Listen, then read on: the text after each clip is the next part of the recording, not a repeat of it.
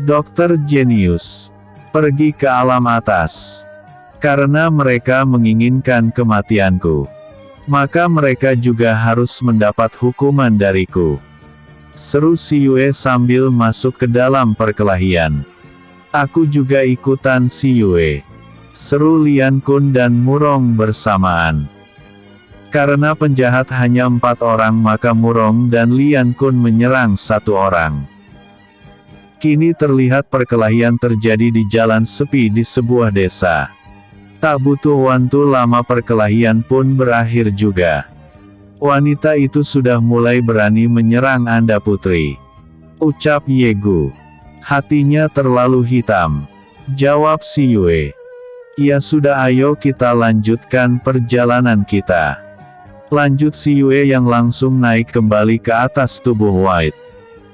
Keesokan harinya saat hari berada di pertengahan malam, si Yue dan kelompoknya sudah berada kembali di pintu gerbang kota suci.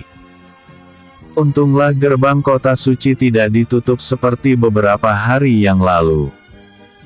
Mereka hanya mendapatkan pemeriksaan sewajarnya. Dan saat mereka mengatakan kalau mereka adalah salah satu peserta ujian, mereka pun tidak mendapatkan pemeriksaan lainnya. Mereka dipersilahkan melanjutkan perjalanan mereka. Karena hari masih terlalu pagi, si Yue, Lian Kun dan Murong memutuskan untuk mencari penginapan.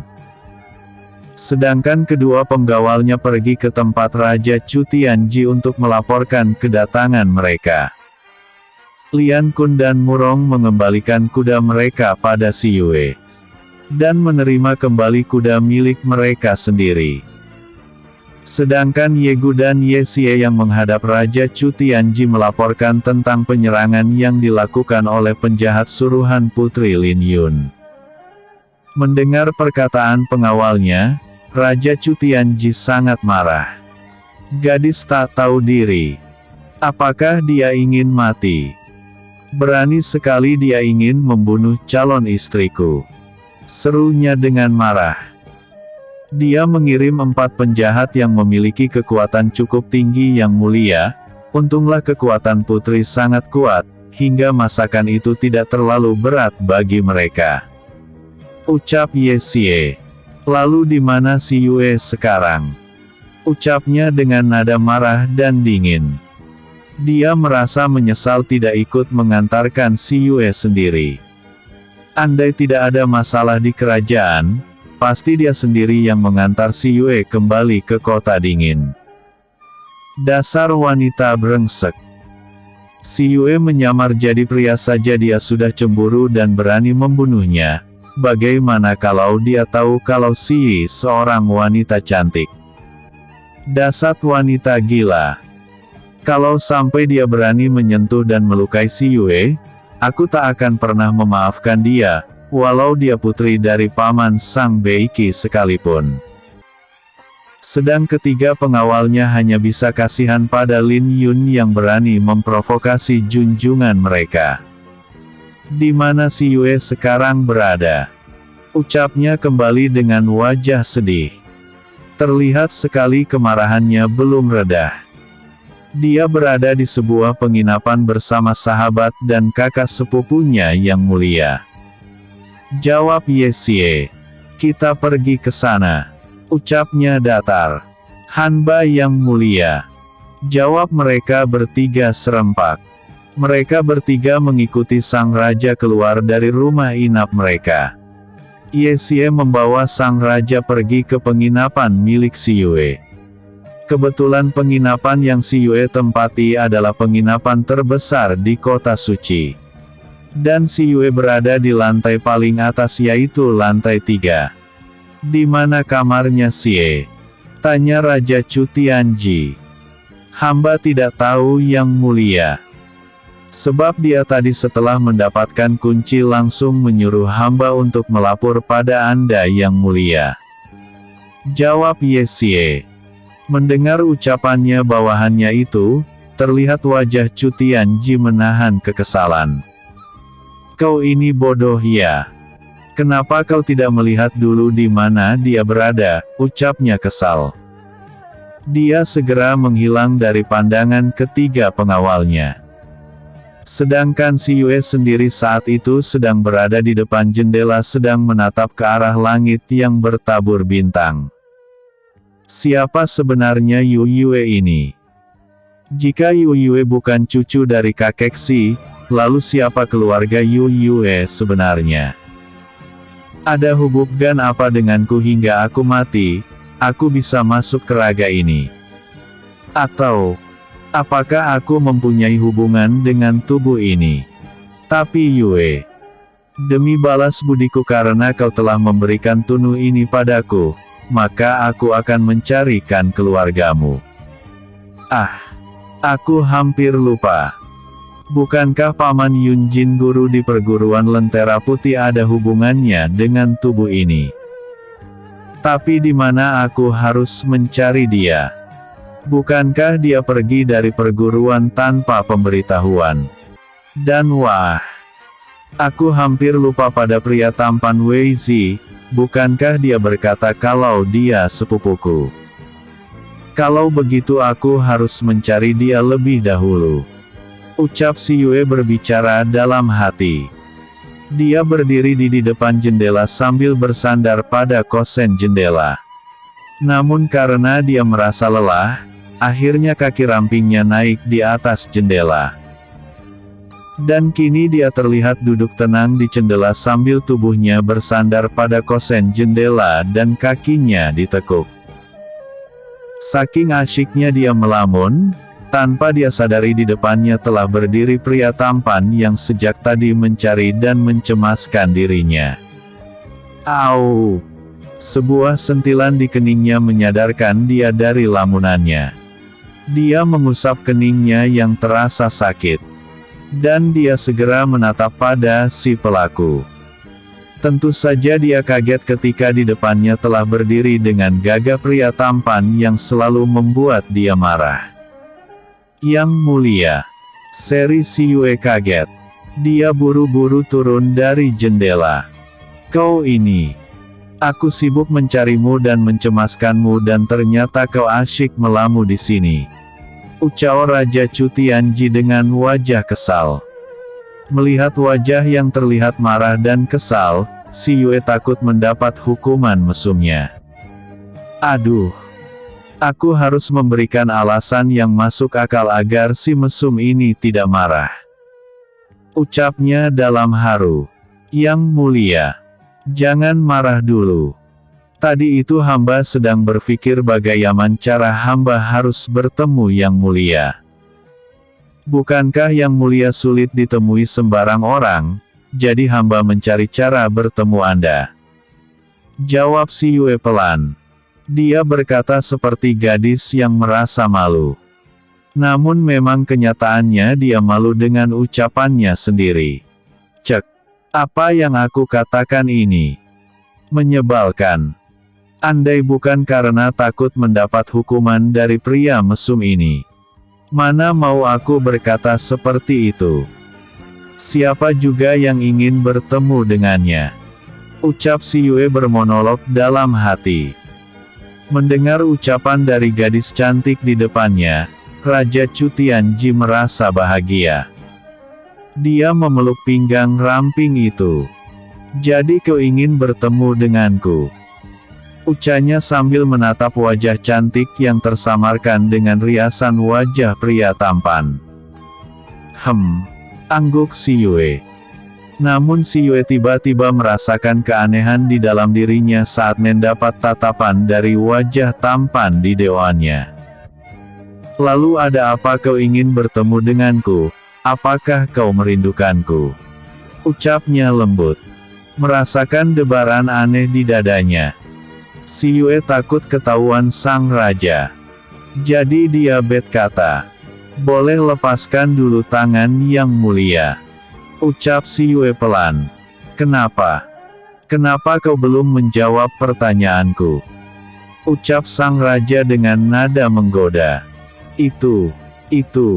Si Yue tergagap. Apa yang harus aku katakan? Apakah aku harus berbohong bege lagi padanya? Tidak. Aku tak boleh berbohong lagi. Keluhnya dalam hati. Au. Sebuah sentilan kembali mendarat dengan baik di keningnya. Yang mulia, kau menyentilku lagi. Sakit tahu. Seru si Yue sambil mengusap keningnya. Dasar bodoh. Kau pikir aku percaya dengan alasanmu, ha?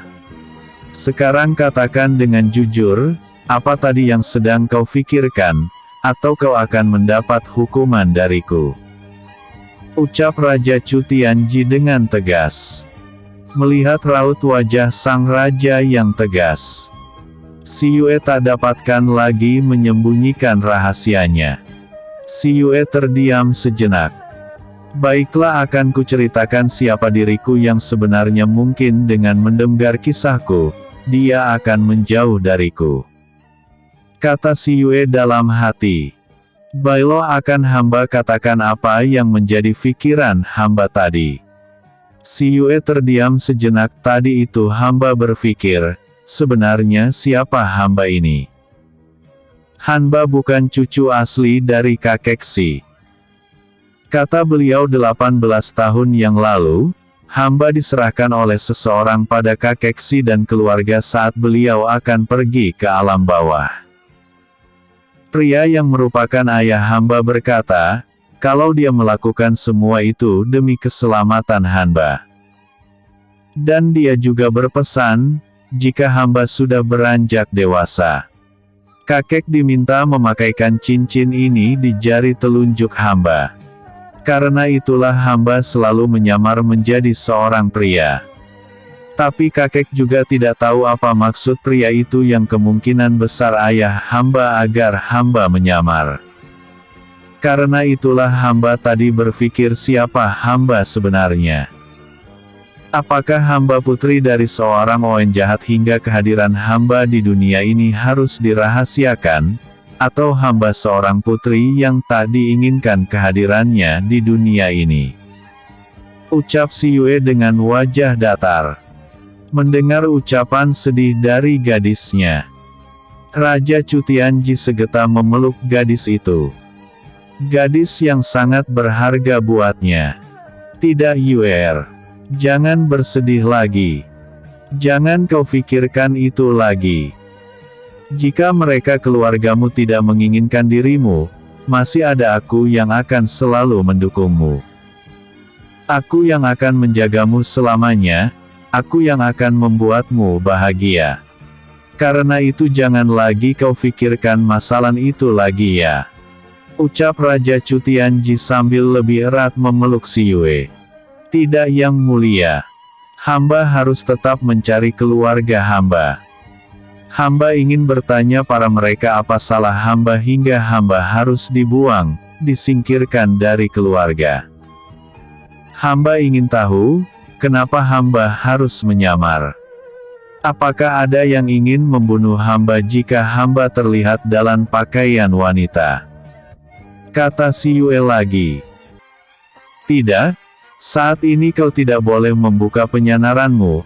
Aku tidak ingin kecantikan wajahmu dinikmati banyak pria. Aku tidak suka itu.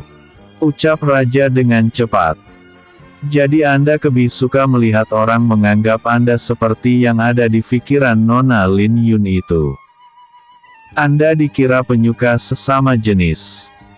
Kata si Yue walau dalam hati dia ingin tertawa. Biarkan saja. Aku tidak peduli. Ucapnya. Yang mulia.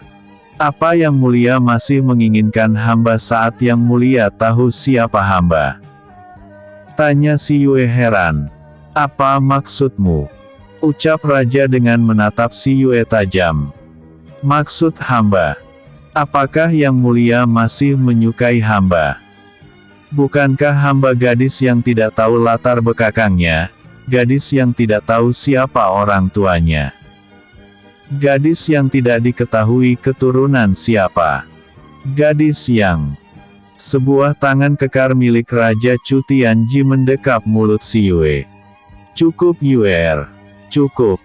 Jangan ucapkan kata apapun lagi. Aku tidak suka mendengarnya. Kau pikir siapa aku? Kau meremehkanku. Kau meremehkan cintaku, ha? Seru raja dengan marah dan kesal. Au! Sakit yang mulia. Kenapa Anda menyentil kening hamba lagi? Seru si Yue saat sentilan tangan Raja Chu Tianji kembali mendarat di kening si Yue. Itu untuk menghilangkan pikiran buruk dari otak kecilmu itu. Ucap Raja dengan gemas. Cek. Kenapa Yang Mulia suka menyentil kening hamba sih? Sakit tahu. Kata si Yue sambil mengusap keningnya dengan wajah cemberut. Itu hukuman untuk mengucapkan kata-kata yang tidak aku inginkan. Jika kau masih mengucapkan kata-kata seperti itu lagi, maka mulut kecilmu ini yang akan aku hukum. Dan ingat, tetaplah seperti ini, aku tidak ingin melihat dirimu berpakaian wanita. Ancam Raja dengan menatap si Yue gemas. Iya, si Yue nggak akan ngomong seperti itu lagi. Hamba juga belum ingin membuka samaran hamba sebelum hamba menemukan keluarga hamba dan bertanya mengapa hamba harus dibuang. Ucap si Yue. Kita akan mencarinya bersama-sama. Ucap sang raja dengan penuh cinta. Ya sudah, istirahatlah sebentar, pagi nanti kau harus bertemu guru. Setelah itu kita segera berangkat ke alam atas. Kata Raja lembut. Baik Yang Mulia. Jawab si Yue. Aku pergi. Persiapkan dirimu, istirahatlah sebentar. Ucap Raja sambil mencium lembut kening si Yue. Tak lama dia sudah menghilang dari hadapan si Yue. Setelah Raja Chu Tianji pergi, si Yue hanya bisa membuang nafas lega. Dasar raja mesum dan pemaksa. Aku selalu tidak bisa berkutik di depannya. Setinggi apakah kesaktiannya hingga membuatku lemah? Ucap si Yue dengan kesal. Keesokan harinya si Yue, Murong dan Lian Kun baru bisa menghadap guru besar yang sudah menunggu kedatangan mereka di ruang depan tempat para guru dan raja tinggal beberapa hari ini. Dengan dijemput Yegu mereka pergi ke tempat tinggal para guru besar. Si Yue, Lian Kun dan Murong bisa melihat kalau Raja Chu Tianji juga ada di ruangan itu. Dia menatap si Yue dengan lembut. Pria itu terlihat begitu menyayangi gadis pujaan hatinya. Setelah membicarakan masalah penempatan si Yue, Lian Kun dan Murong di Sekte Telapak Dewa, mereka segera berangkat menuju alam atas dengan mengendarai seperti kapal laut di zaman modern namun melayang di udara. Seperti balon gas. Dan cara kerja kapal itu sangat sulit. Yaitu dengan cara berteleportasi. Hehehe. Maaf kalau autor terlalu halu ya, dengan kekuatan. Entah bagaimana caranya si Yue belum tahu. Dia dan Chan Xin masih ingin menelitinya. Akhirnya si Yue, Murong dan Lian Kun segera naik ke dalam kapal. Namun saat si Yue akan melangkah mengikuti Lian Kun dan Murong yang dibimbing seorang pelayan kapal, tiba-tiba tangan besar sang raja memegang tangannya. Menahan dia untuk tidak mengikuti mereka. Tentu saja si Yue kaget. Yang Mulia. Ucap si Yue pelan. Kau pergi bersamaku. Ucapnya lembut. Tapi Yang Mulia. Ucap si Yue yang merasa tidak enak. Sebab di sana juga ada guru Yang Si dan dua guru lainnya. Dan dia juga merasa tidak enak bersama pria yang merupakan orang nomor 1 di kerajaan Darga. Namun tangannya telah ditarik sang raja ke arah ruangan lain. Ketika sampai di ruangan yang terlihat cukup megah, sang raja baru berhenti. Di dalam ruangan itu terdapat beberapa kursi dan meja. Raja membawa si Yue dan mendudukkannya di salah satu kursi yang bersebelahan dengan kursi yang bentuknya lain dari kursi lainnya. Setelah mendudukkan si Yue, dia sendiri duduk di kursi yang terlihat beda dengan yang lain itu. Tak lama ternyata guru Yang Si dan dua guru yang lain masuk juga ke dalam ruangan itu dan ternyata bukan mereka saja yang berada di kapan itu. Ada 3 orang pria parubaya lagi yang masuk ke dalam ruangan itu. Mereka duduk bersama mengelilingi satu meja. Dan di sanalah kini si Yue berada. Dia merasa tidak pantas berada di antara 7 orang itu. Dan ketiga pengawal raja terlihat berdiri dengan gagah di belakang tubuh raja dan si Yue. Ketiga orang yang baru si Yue lihat itu menatap pada si Yue dengan tatapan heran dan penuh tanya. Membuat si Yue semakin tak enak hati.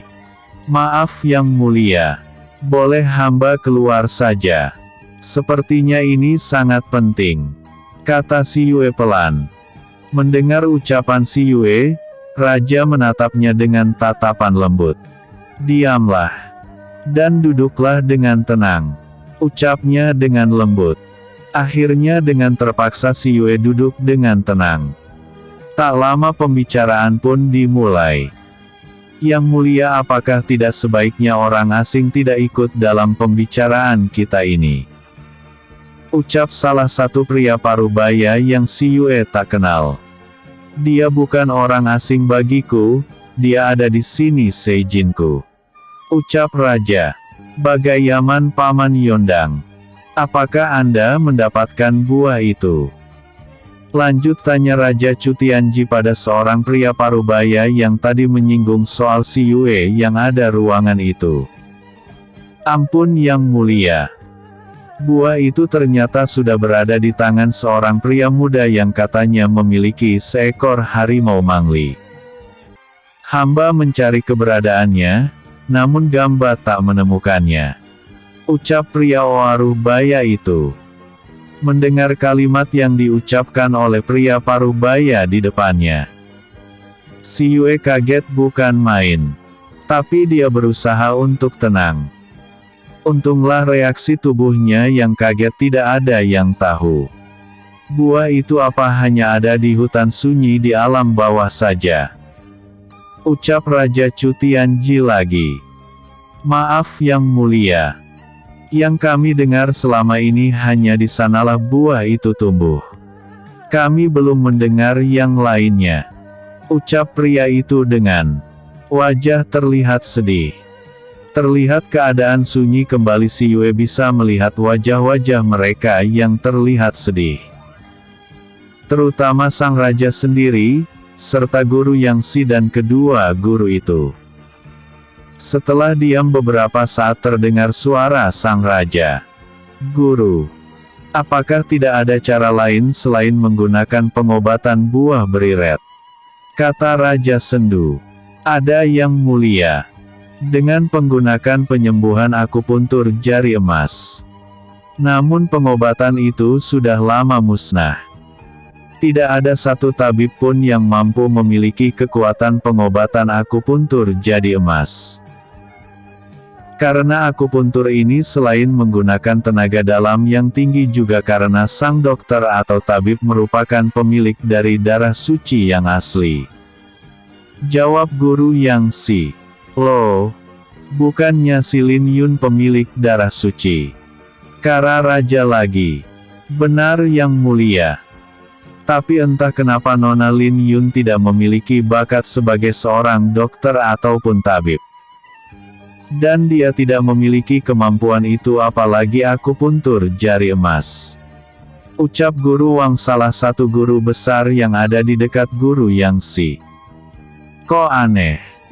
Yang aku dengar seseorang yang memiliki darah Phoenix seharusnya memiliki kemampuan dalam pengobatan," ucap raja lagi. Mendengar ucapan sang raja, semua terdiam dalam kebisuan. Sedangkan si Yue terlihat bingung mendengar pembicaraan mereka.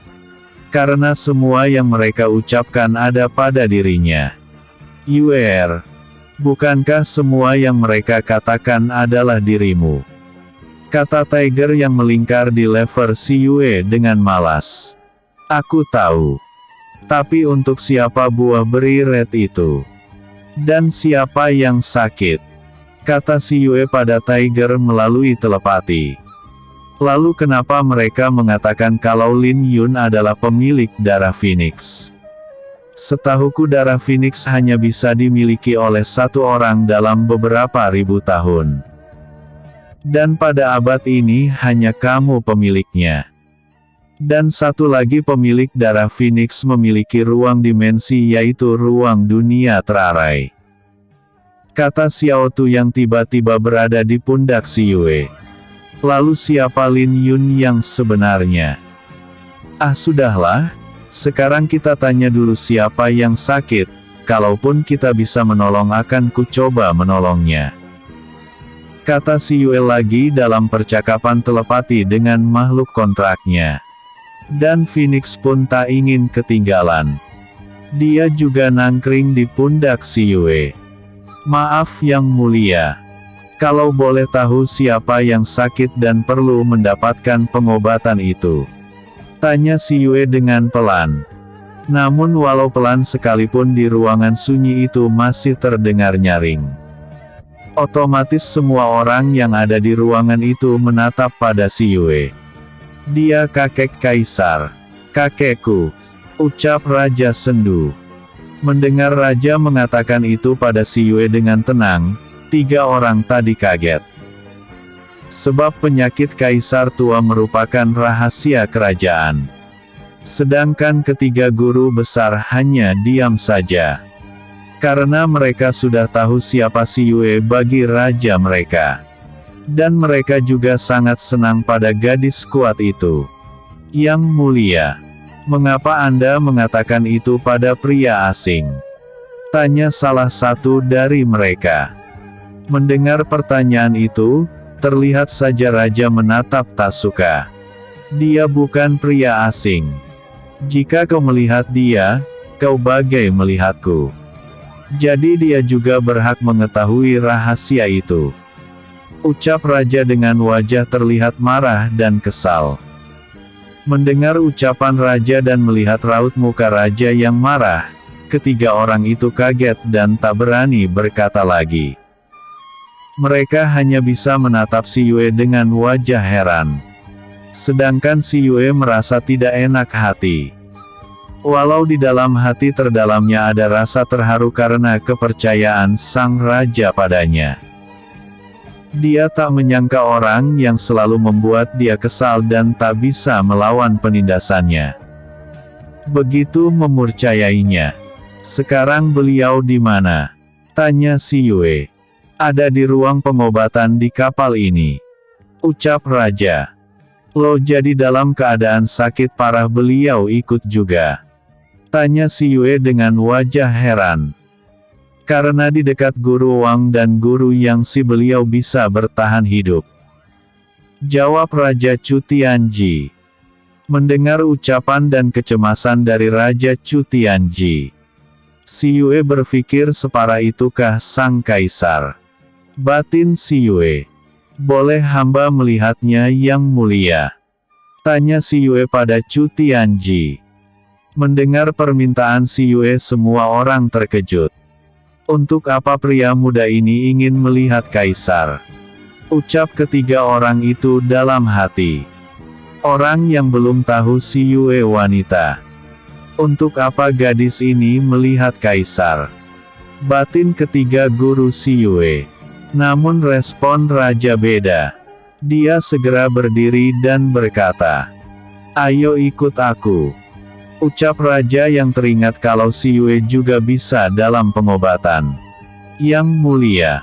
Seru keenam orang itu bersamaan. Tenanglah. Kalau kalian takut, biar guru yang si ikut masuk denganku. Kata raja dengan tenang. Tapi yang mulia. Ucap salah satu pria parubaya yang sejak tadi tidak menyukai kehadiran si Yue. Jangan khawatir. Aku yang akan bertanggung jawab. Atau guru Wang juga bisa ikut. Ucap raja dengan tenang. Dan akhirnya mereka hanya bisa menatap Raja dan si Yue dengan wajah cemas. Akhirnya si Yue masuk ke dalam ruangan itu bersama Raja dan Guru Yangxi serta Guru Wang. Dengan diiringi tatapan cemas keempat orang yang ditinggalkan di ruangan itu.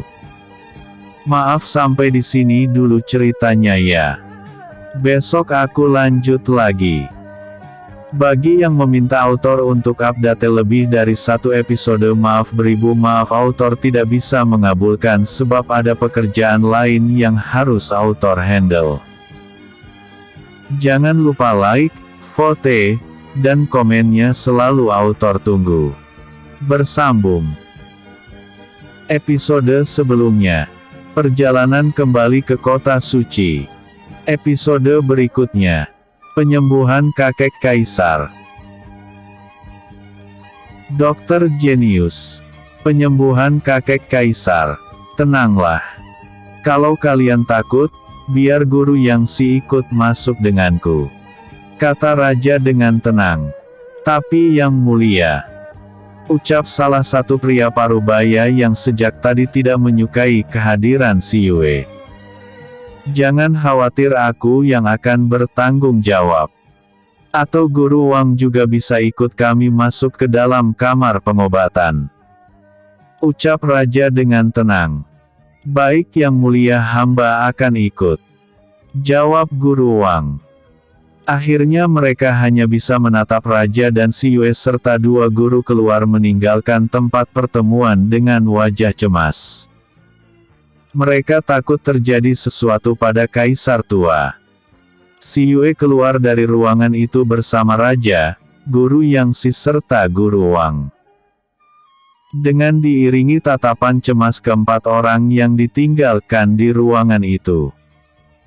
Ternyata ruang pengobatan tidak terlalu jauh dari ruang pertemuan.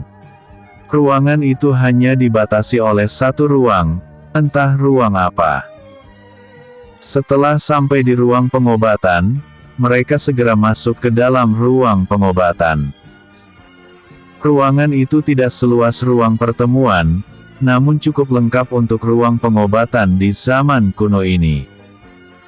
Si Yue bisa mencium bau ramuan obat saat masuk ke dalam ruangan itu. Si Yue dan Raja serta kedua gurunya masuk lebih ke dalam. Ketika mereka sampai di balik sekat yang terbuat dari kayu ukiran, si Yue melihat seorang pria tua yang terlihat tidur dengan tenang. Bibirnya terlihat tersenyum lembut. Sangat jelas di wajah tua itu karisma agung yang memancar jelas di wajah tua itu. Wajah itu sangat mirip dengan Raja Chu Tianji. Dalam versi tunya, Yang Mulia. Boleh hamba melihat denyut nadi dari Yang Mulia Kaisar? Tanya si Yue dengan wajah tenang. Silahkan Yue, ucap Raja dengan lembut. Si Yue kini menatap pada kedua gurunya. Walaupun dia sudah mendapatkan izin dari sang penguasa, namun Kaisar tua dalam tanggung jawab pengobatan kedua gurunya itu. Maaf Guru. Apakah boleh murid memeriksa denyut nadi Yang Mulia Kaisar? Ucap si Yue meminta izin. Lakukanlah. Ucap Guru Yangxi. Walaupun dalam hati dia ragu dan tak yakin akan kemampuan si Yue. Perlahan si Yue mendekati tempat pembaringan Kaisar tua. Dengan duduk di kursi yang ada di dekat pembaringan, si Yue terlihat memegang tangan Kaisar tua. Dan dia merasakan denyut nadi Kaisar tua. Terlihat sekali wajah serius di raut muka si Yue. Lalu dia membuka mata dan mulut Kaisar. Lalu dia memejamkan matanya.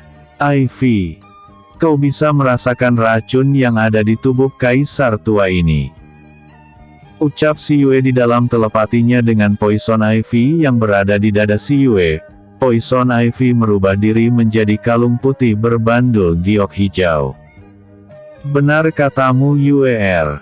Pria tua ini menderita keracunan. Dan racun yang ada di tubuh pria tua ini merupakan racun langka. Aku rasa di dunia ini jarang orang yang menggunakan racun ini. Lagian sulit sekali mendapatkan racun sekuat ini. Ini racun kelabang iblis dicampur dengan racun bung salju. Gila. Siapa yang tega ingin membunuh pria tua ini? Seru Poison Ivy dengan marah. Racun kelabang iblis. Aneh. Aku baru sekarang mendengar racun itu, dan racun bunga salju. Apakah sehebat itu racun bunga salju? Tapi apakah kau bisa menghilangkan racun itu, Vi? Tanya si Yue. Itu pekerjaan kecil Yuer. Lagian semakin kuat racun yang kuserap, semakin kuat tubuhku. Dan soal racun bunga salju sebenarnya tidak begitu kuat, tapi karena dicampur dengan racun kelabang iblis, maka racun itu sangat mematikan. Untung kakek tua ini masih mampu bertahan. Tapi tidak untuk beberapa hari lagi. Karena organ di dalam tubuhnya akan rusak. Ucap Poison Ivy. Jadi di dalam kesengsaraan kaisar tua, kau bahagia karena kekuatanmu bertambah, dasar pria beracun. Runtuk si Yue yang membuat Poison Ivy tertawa. Setelah mendengar ucapan Ivy, si Yue membuka matanya. Maaf yang mulia. Kalau hamba boleh jujur tentang penyakit kaisar. Kaisar terkena racun kelabang iblis yang dicampur dengan racun bunga salju. Kata-kata si Yue membuat raja dan guru besar Yangxi dan guru Wang terkejut bukan main. Apa? Racun? Seru mereka bersamaan. Si Yue hanya menjawab dengan anggukan. Tak berapa lama raja berkata dengan lemah. Yuer. Apa benar ucapanmu itu? Tanya raja dengan wajah pucat. Sangat benar yang mulia. Jawab si Yue. Si Yue. Itu tidak mungkin. Yang mulia kaisar tidak menunjukkan gejala keracunan. Ucap guru Yangxi setelah sadar dari keterkejutannya. Racun itu memang tidak bisa terlihat guru. Tapi kita bisa melihat dari kelemahan detak jantung dan tanda pada lidah dan mata seseorang yang terkena racun. Dan racun yang menyerang kaisar walau tak terlihat tapi sangat ganas. Saat guru memeriksa yang mulia kaisar, apakah Anda melihat organ dalam pada tubuh kaisar ada yang rusak? Apalagi dentian yang mulia. Mendengar ucapan si Yue guru Yangxi dan guru Wang terkejut, kenapa gadis ini bisa tahu sedetil itu? Apakah bebar ucapannya? Sebab apa yang dikatakan si Yue benar adanya. Racun ini tidak berbekas. Tidak berbau ataupun menimbulkan gejala keracunan. Karena itulah orang yang terkena racun ini terlihat hanya memiliki penyakit biasa yang parah tapi lambat laun dia akan binasa sebab racun ini menyerang organ dalam tubuh. Untung saja guru Yang dan guru Wang memberi ramuan yang menekan racun dalam tubuh yang mulia kaisar. Kalau tidak, dia tidak akan bisa bertahan sampai sekarang. Ucap si Yue. Lalu apa yang harus kami lakukan? Tanya raja. Tidak ada. Izinkan hamba mencoba mengobati beliau. Ucap si Yue lembut. Mendengar ucapan si Yue, terlihat keterkejutan di wajah kedua guru besar. Apa kau bisa si Yue? Tanya guru Yangxi. Akan si Yue coba guru. Jawab si Yue. Jangan sembrono nak.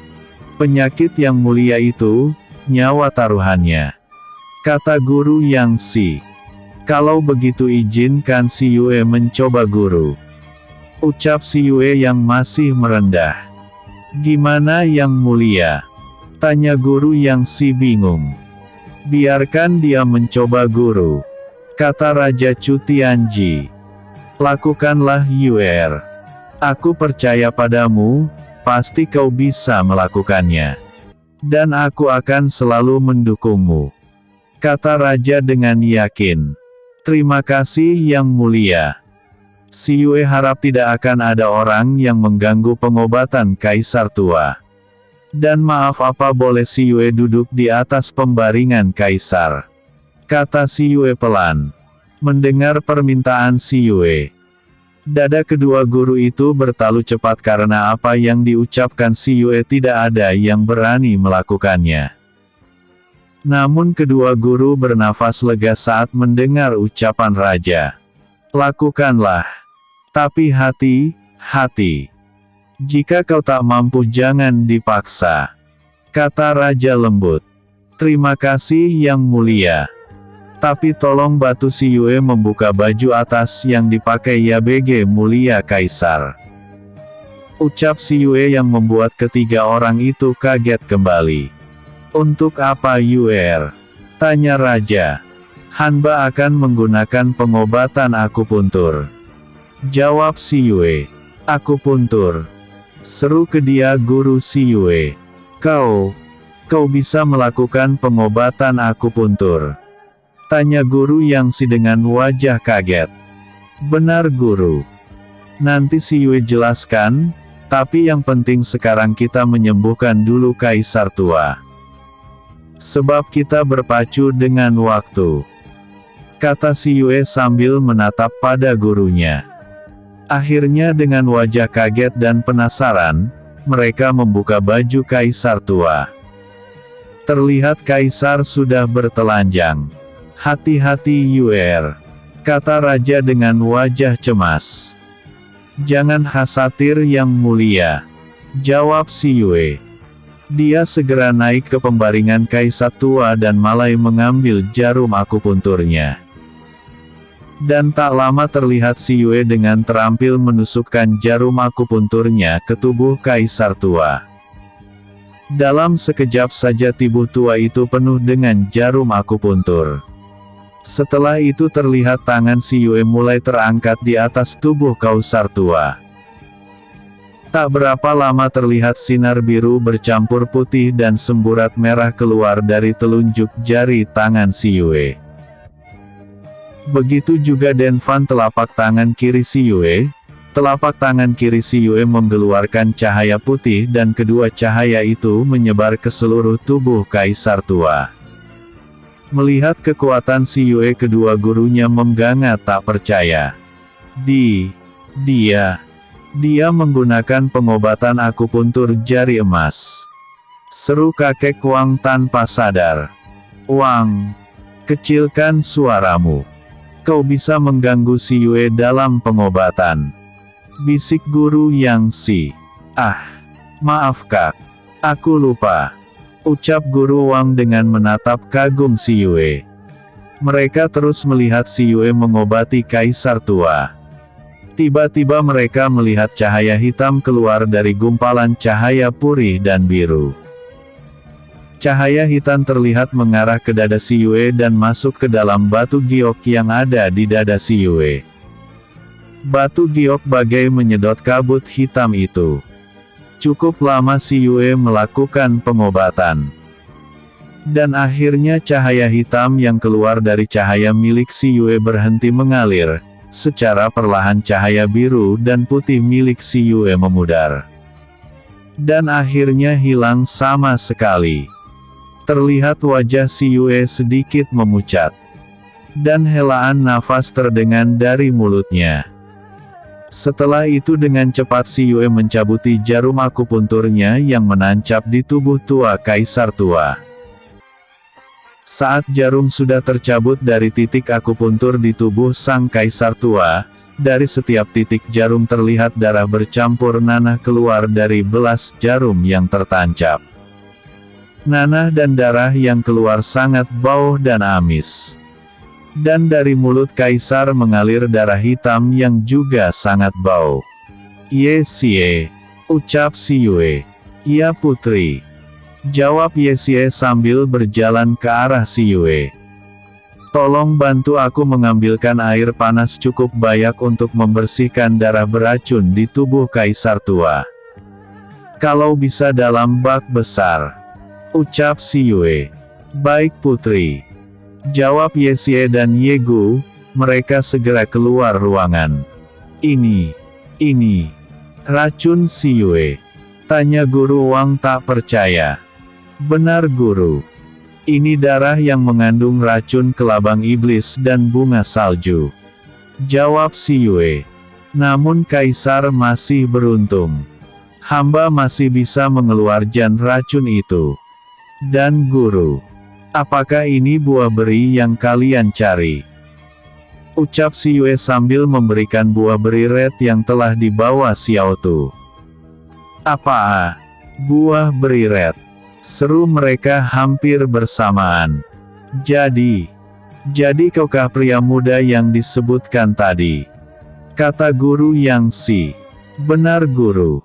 Jawab si Yue. Tapi mereka bilang pria itu memiliki harimau mangli. Tanya Guru Wang. Tiger, turunlah. Kata si Yue. Dan sesuatu yang ada di leher si Yue tiba-tiba melompat turun ke lantai kapal. Dan benda kecil itu berubah menjadi hewan besar dan ganas. Harimau mangli. Seru kedua guru dengan wajah kaget. Sedangkan sang raja menatap si Yue dengan penuh bangga. Yue, bukankah harimau itu yang kau dapatkan saat di hutan roh dulu? Ucapnya. Ternyata Yang Mulia masih ingat. Jawab si Yue. Ya Dewa. Si Yue. Di dalam tubuh mudamu ini aku menemukan begitu banyak keajaiban. Aku tak pernah menyangka kalau murid baruku merupakan seorang tabib atau dokter yang sangat hebat. Seru Guru Yang Si dengan kagum. Aku tak pernah menyangka kalau akan mendapatkan murid sehebat ini Kak. Ucap Guru Wang dengan bangga. Percakapan mereka terhenti saat Ye dan Ye Gu datang dengan membawa air panas dalam bak besar. Ye, Ye Gu, bantu aku memasukkan Kaisar ke dalam bak mandi. Ucap si Yue. Dengan bantuan guru, mereka memasukkan Kaisar ke dalam bak mandi berisi air panas. Si Yue sudah memasukkan beberapa botol besar air suci. Apa yang kau masukkan ke dalam bak itu si Yue? Tanya Guru Wan. Air suci Guru. Jawab si Yue. Lagi-lagi si Yue membuat kedua gurunya kaget bukan main. Si Yue, kau bisa membunuhku jika kau selalu mengagetkan guru. Ucap Guru Wang kesal. Guru, itu memang kenyataan yang ada. Ucap si Yue. Dari mana kau mendapatkan air suci sebanyak itu? Ucap sang guru. Seorang sahabat telah memberiku beberapa botol Guru. Jawab si Yue. Kini kakek sudah direndam dalam bak mandi dengan air panas dan beberapa ramuan serta cairan herbal sudah si Yue masukkan ke dalam bak mandi itu. Terlihat wajah kakek mengerit saat tubuh kurusnya terkena air panas yang penuh dengan ramuan itu. Sedangkan si Yue membawa kursi tinggi dan duduk di belakang Kaisar tua. Dia mulai menyalurkan tenaga dalamnya kembali ke dalam tubuh Kaisar tua. Dan tak berapa lama terlihat cairan darah hitam kembali keluar dari mulut Kaisar tua. Setelah beberapa kali darah hitam keluar dari mulut Kaisar tua, si Yue baru menghentikan pengobatannya. Tanpa ada yang tahu, si Yue mengalirkan tenaga dalamnya pada air yang dibuat berendam Kaisar tua.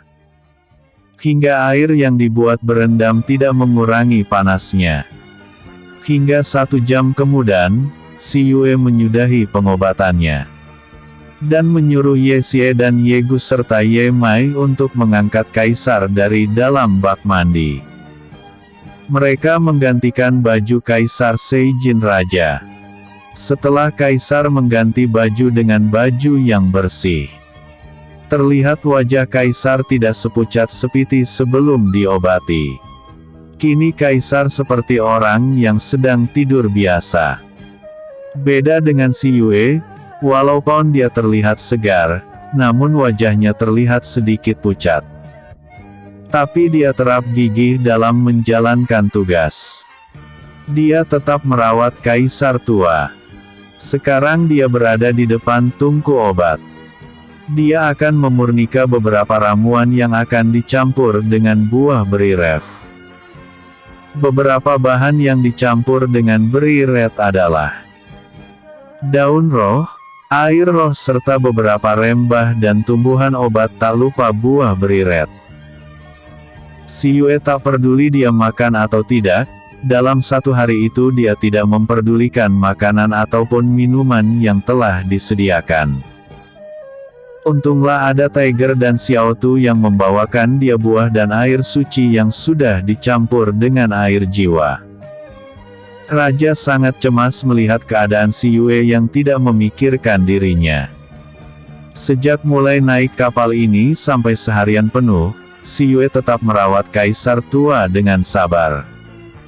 Dan kini dia mulai memurnika ramuan buat kaisar tua. 1 jam kemudian, si Yue membuka tutup obat di depannya. Guru Yangxi dan Guru Wang serta Guru Wi Bai terlihat ada di kamar itu melihat keadaan si Yue. Dan saat si Yue membuka tutup tungku, mereka melihat hasil obat yang si Yue buat. Harumnya saja membuat ketiga guru itu berdecak kagum. Dan tak lama mereka melihat 8 pil ramuan melayang keluar dari tungku obat. Dengan sigap si Yue memasukkan 8 pil itu ke dalam botol giok kecil yang memang sudah disiapkan. Setelah selesai si Yue membalikan tripodnya ke dalam cincin ruangnya. Saat dia melihat 3 gurunya, si Yue memperlihatkan pil beriret kepada ketiga gurunya. Guru, bagaimana dengan pil ramuan yang baru aku murnikan ini? Kata si Yue sambil memperlihatkan. Pil ramuan beriret. Sempurna. Sangat sempurna nak. Dari mana kau belajar memurnikan ramuan? Tanya Guru Wang yang memang merupakan master pengobatan selain Guru Yangxi. Mereka tak menyangka gadis belia ini mampu memurnikan pil ramuan sebagus itu. Seorang tabib yang tidak ingin diketahui namanya guru. Jawab si Yue berbohong. Mana mungkin dia mengatakan kalau dia belajar dari dunia teratai dan dia roh masa depan. Apakah teknik akupuntur jari emasmu juga diajarkan oleh tabib itu? Tanya Guru Yangxi dengan wajah penasaran. Benar guru. Wah, aku berbohong lagi. Kalau begitu mulai sekarang kau harus menjadi murid utamaku. Ucap Guru Wang dengan serius. Tidak bisa Wang. Kau tidak bisa membuat dia menjadi muridmu sendiri. Sebab sejak pertama kali aku bertemu dia, aku sudah menganggap dia sebagai murid utamaku. Dan aku tidak ingin mengangkat murid lagi. Jadi aku tidak mau kau mengangkat dia jadi murid utamamu. Ucap Guru Yangxi menolak keinginan Guru Wang. Sebab dia tahu tabiat Guru Wang. Jika dia sudah mengklaim seorang murid jadi murid utama, maka dia tidak diperbolehkan mendawarkan ilmu apapun dari guru lain, dan itu tidak diinginkan Guru Yangxi. Sebab dia tahu bakat si Yue yang tinggi. Mendengar ucapan Guru Yangxi terlihat wajah Guru Wang sedih. Kak, biarkan aku mengajar si Yue juga ya. Ucap kakek tua itu. Dan si Yue baru tahu kalau Guru Wang adalah adik kandung Guru Yangxi. Dasar pria tua pikun. Bukankah dia murid utama sekte kita? Kenapa kau masih meminta padaku? Ucap Guru Yangxi kesal. Guru, sebenarnya si Yue punya kandidat baik untuk murid guru. Dia merupakan teman baikku, mereka selalu belajar tekun denganku selama dalam perjalanan kami menuju alam tengah. Kata si Yue merekomendasikan para sahabatnya. Benarkah? Siapa mereka dan di mana mereka? Kata Guru Wang antusias. Guru Yangxi pernah bertemu dengan mereka. kata si Yue pada guru Yang Si. Aku bertemu mereka, kata guru Yang Si heran. Mereka sahabatku, yang dulu ikutan mendaftar di kerajaan Feng dan yang termasuk 5 besar guru. Kata si Yue mengingatkan para sahabatnya pada guru Yang Si. Terlihat guru Yang Si terdiam sejenak, tak lama dia berucap. "Iya, aku ingat, jadi mereka semua sahabatmu. Lalu mengapa mereka tidak ikutan dalam turnamen kemarin?" Tanya guru Yang Si. "Maaf guru. Mereka tidak ingin berpisah denganku. Jika mereka kemarin ikutan turnamen pemilihan, maka kami akan terpisah, dan mereka tidak mau itu terjadi. Karena itu mereka pergi ke alam atas sendiri dan akan mendaftarkan diri saat ada penerimaan murid baru di sekte tempat aku belajar. Karena kami ingin tetap bersama guru," kata si Yue menjekaskan. "Jadi maksudmu semua temanmu akan mendaftar di sekte kita?" kata guru Yang Si. Namun sebelum si Yue menjawab, terdengar keluhan dari pembaringan Kaisar Tua. Secara serempak mereka menatap ke arah tempat tidur. Terlihat secara pelan Kaisar Tua membuka mata secara perlahan. "Yang mulia," seru ketiga guru bersamaan. "Kakek."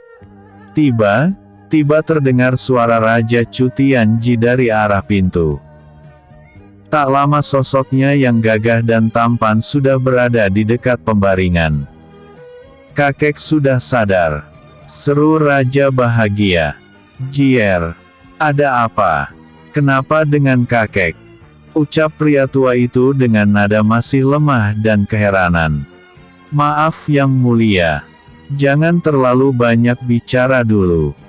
Beliau baru sadarkan diri," kata si Yue perlahan. "Ah maaf. Aku terlaku bahagia Yue," ucap Raja dengan bahagia. Tanpa terasa air mata jatuh di pipinya. Perlahan si Yue mendekat. "Maaf Yang Mulia.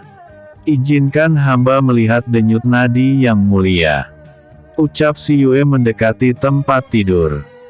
Kaisar Tua menatap sabah tampan yang berdiri dekat sang cucu. "Lakukanlah nak," ucapnya dengan suara lemah. Si Yue segera mendekat dan mulai memeriksa denyut nadi Kaisar Tua. "Jier, siapa pria tampan ini?" kata si kakek sambil menatap si Yue lembut. "Dia bukan seorang pria kek, tapi seorang wanita. Namanya si Yue, dia yang telah mengobati kakek, dan dia yang membuat kakek sadarkan diri," ucap Raja Chu Tianji dengan perasaan bangga. Sedangkan si Yue menatap sebentar pada raja yang telah mengatakan kebenaran tentang dia. "Seorang wanita," ucap sang kakek sambil tersenyum melihat binar cinta di mata sang cucu. "Maaf Yang Mulia. Kakek Kaisar tidak boleh terlalu banyak berbicara. Dia harus banyak istirahat. Dan Yang Mulia Kaisar, maaf minumlah ini dulu," ucap si Yue sambil membantu Kaisar Tua meminum pil beri red dan air jiwa. Dengan sabar dan lembut si Yue menyuapi Kaisar Tua. Setelah itu dia menyelimuti Kaisar Tua. "Maaf aku terlalu bahagia, kek. Istirahatlah. Jika kau tidak mengikuti perintahnya, doktermu akan marah," ucap Raja Chu Tianji lembut sambil tersenyum menggoda. Kakek Kaisar Tua yang melihat tingkah cucunya yang beda tersenyum senang. Dia tak pernah melihat Chu Tianji bersikap seperti itu pada siapapun selain dia. Ternyata gadis polos ini telah meluluhkan hatinya. Batin kakek Kaisar. "Bersambung dulu ya. Aku lanjut besok. Jangan lupa, like, vote dan komennya aku tunggu. Cinta selalu untuk kalian." Bersambung. Episode sebelumnya. Pergi ke alam atas. Episode berikutnya. PENGIBATAN kakek.